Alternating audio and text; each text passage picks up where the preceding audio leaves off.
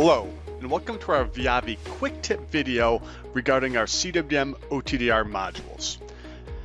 The CWDM OTDR module will work just like our other standard OTDR modules, other than the fact that the wavelengths it transmits at will now be one of the 18 CWDM wavelengths. And the main advantages of this is in a CWDM wavelength, you typically have passive devices like muxes or demuxes that will filter out all wavelengths but that specific CWDM channel.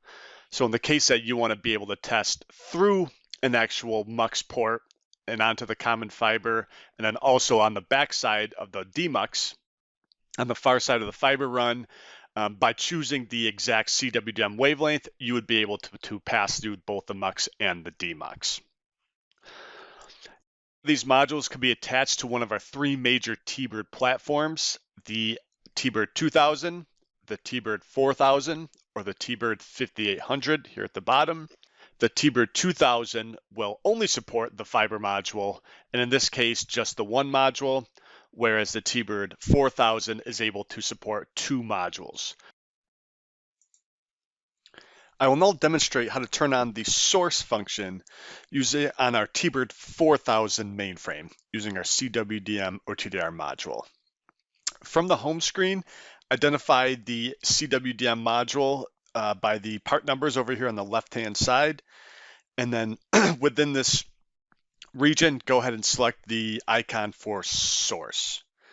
When you press it, it'll turn in, it'll switch right into the main application, which there's two major modes that you have to choose.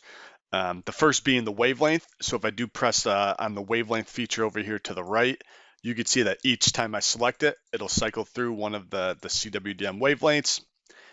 And then beneath that, for the mode, that'll switch between continuous wave and our modulated formats. So you can see when I press it, it'll switch over to the 270. And as I keep pressing it, it'll switch to 330, 1 kilohertz, and then finally the 2 kilohertz. But for this application, because I am making insertion loss measurements, I'm going to leave it on the CW transmission. And then once I have the wavelength and mode selected, I could just select the option where it says to turn the laser on, and then it's transmitting. One important note is that in order to use the OTDR functionality, you'll have to make sure that you do come into this source function and turn the laser to off.